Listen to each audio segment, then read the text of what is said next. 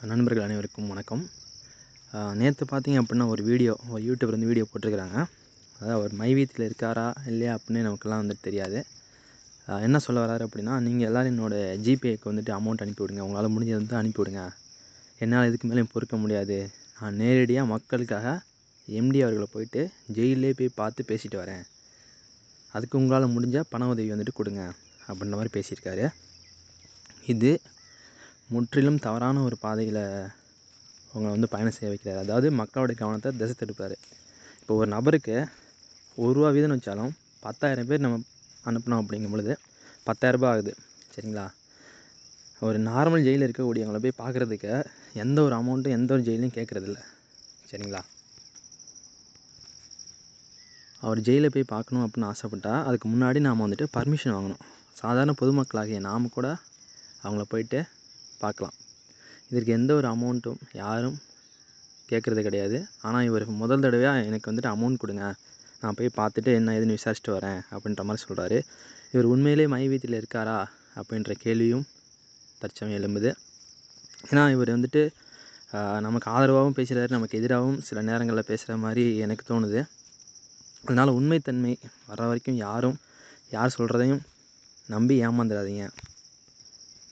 ஏன்னா ₹1 காசு அப்படின்னாலும் அது நம்மளுடைய உழைப்பால் வந்தது. சரிங்களா? ஸோ யூடியூபர் 1000 பேர் 1000 விதமாக சொல்லுவாங்க. அது எதுக்கும் நீங்கள் வந்துட்டு செவி கொடுக்காதீங்க. யார் ஒருத்தர் நல்ல கருத்துக்களை சொல்கிறாங்களோ அதில் உண்மை இருக்கா அப்படின்றத ஆராய்ஞ்சிட்டு அதுக்கப்புறம் முடிவெடுங்க. பொறுத்தாச்சு. எவ்வளோ நாள் நம்மளாம் வந்து வெயிட் பண்ணிட்டோம். கண்டிப்பாக இன்னும் ஒரே ஒரு வாரம் மட்டும் வெயிட் பண்ணுங்கள். அடுத்த வாரம் கண்டிப்பாக நம்மளுடைய கேஸ் விசாரணைக்கு வரும். அதில் 100க்கு 100% பெயில் கிடைக்க வாய்ப்பு இருக்குது.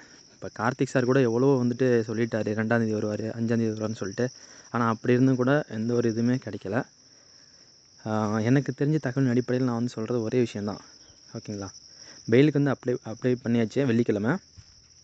இது விசாரணைக்கு இன்னும் வரல, நம்பரிங் இன்னும் ஆகலை. நம்பரிங் இந்த வாரத்தில் ஆயிரும். ஸோ நெக்ஸ்ட் வீக்கு கண்டிப்பாக பெயில் கிடச்சிரும். இதில் எந்த ஒரு மாற்றமும் கிடையாது. அதுக்கிடையில் 1000 பேர் 1000 கருத்துக்கள் வந்து சொல்லிட்டு இருக்கிறாங்க. நிறைய பேர் யூடியூப் ஆரம்பிச்சுட்டு அவங்க ஒரு மெம்பராக இல்லையான்னு கூட தெரியாது, ஒரு வாய்க்கு வந்ததெல்லாம் அடித்து விட்டுட்டுருக்குறாங்க. ஸோ மக்களாகிய நாம் தான் கொஞ்சம் கவனமாக இருக்கணும். ஓகேங்களா? நானுமே மைவீத்தில் ஒரு க்ரௌட் மெம்பராக தான் இருக்கேன்.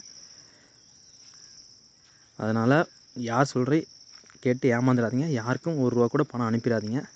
கொஞ்சம் கவனமாக இருங்க மக்களே. தேங்க்யூ. மைவி3 பற்றி வேறு ஏதாவது அப்டேட் வந்தால் கண்டிப்பாக இன்ஃபார்ம் பண்ணுறேன். அது வரைக்கும் நான் உங்களுக்காக ஒரு சின்ன ரெக்வெஸ்ட் வைக்கிறேன். நம்ம மைவி3 கம்பெனி வந்துட்டு மறுபடியும் ரன் ஆகிறதுக்கு ஏறத்தாழ 1 மாதம் ஆகும். அவர் வெளியிலே வந்தாலும் கூட திரும்பி நார்மலாக கொண்டு வரத்துக்கு ஒரு 1 மந்த் எடுத்துக்கும். அதனால் நேரத்தை யாரும் வேஸ்ட் பண்ணாதீங்க.